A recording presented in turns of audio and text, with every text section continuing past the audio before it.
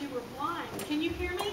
I can hear you just fine. All right, now. Oh, I've got this. Okay. All right. Number one, don't holler. And number two, and this is safe, and this is actually honest to goodness true. It's not just being right off the mouth.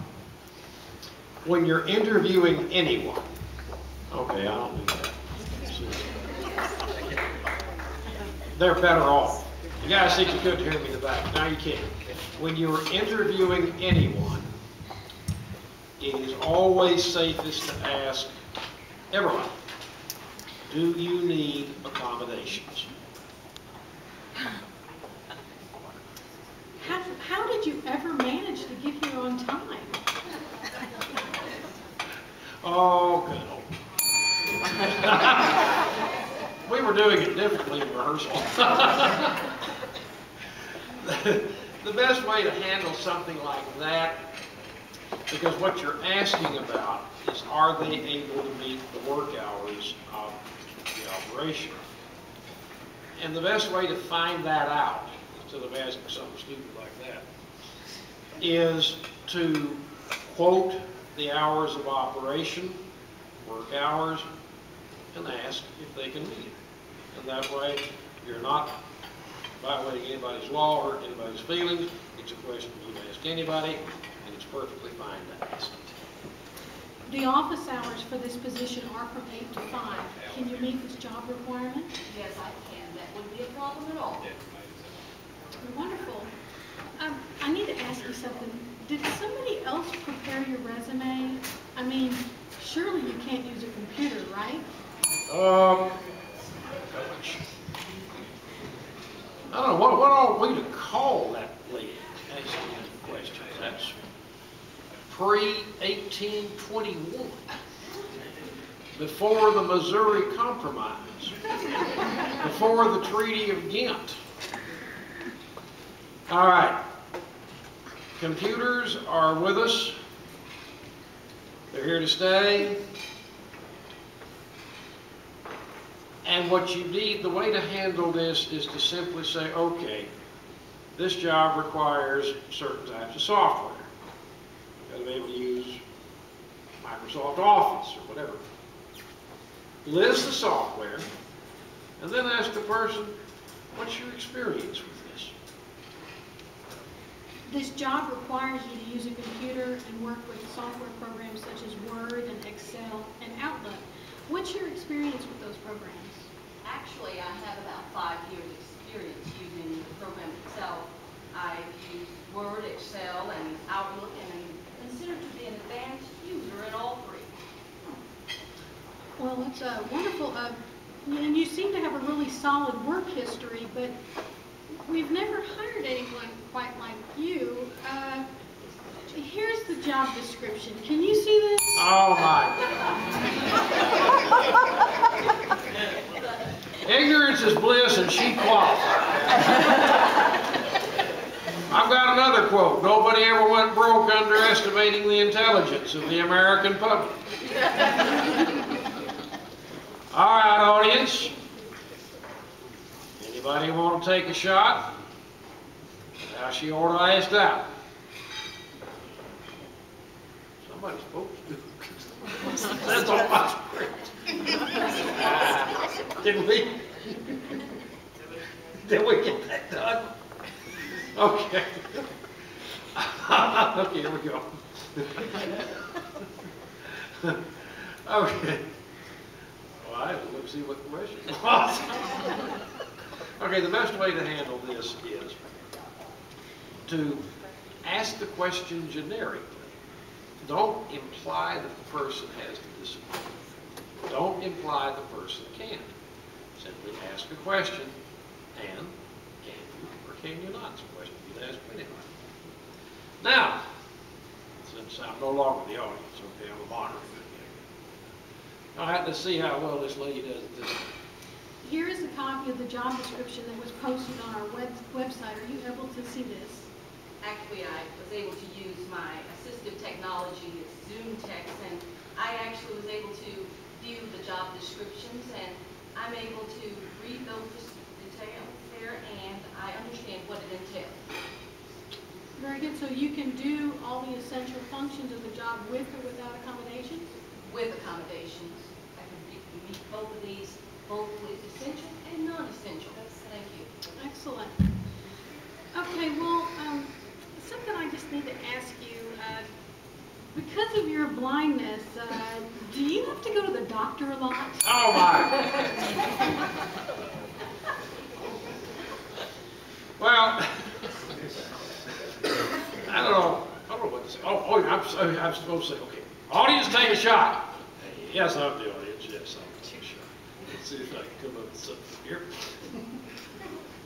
Maybe go to the attendance policy and ask her if she can read it. Yeah, you can do that. That lady said, how about quoting the attendance policy? Can you do it? That's about a good way to do that.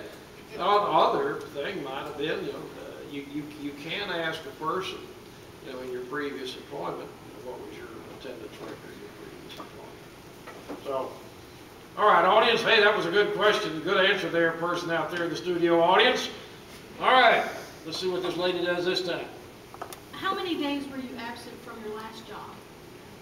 Actually, none. I had perfect attendance, and I actually worked there for 5 years. Okay. Well, this is a desk job for the most part, but will we have to have somebody to help you to get around the office? I'm getting pretty good at this. Let's do it again. All right, audience. If you know the answer, take a shot. Okay, best way to handle that is to ask. You ask, can you get around? You don't quite ask it that way. You say something like, okay, you got here, do you have accommodation regarding mobility? How would you handle having to get to room 336 or the 18th floor? How would you handle that? All right, lady, you try it again. This is a desk job for the most part, but the person who is hired will be required to go to meetings on-site and off-site. Are you able to perform this part of the job? Absolutely. I would actually be able to assist the company with easy orientation and mobility exercises because I know you read it on my resume, I'm an O&M instructor. I'm certified in that at Do-It-Yourself University. I also have a guide dog called Casper. He's not actually with me today, but he's very good with navigating around physical environments, so do I. And if we actually go off-site, I could either take a cab or a bus, or I might even ask a colleague if I could ride along. Oh, wow. Speaking of dogs and your invisible dog Casper, I noticed that you didn't have a seeing eye dog with you when you walked up, and I'm kind of surprised because I thought all blind people needed one to get around. I need to tell you that we don't allow pets in our building. I liked mine. But maybe let me do that. I got away with it. Okay. All right, this is kind of tough, actually. This is probably more than you want to know. This is why they ain't got me teaching the classroom no more. I'm still doing it on the internet.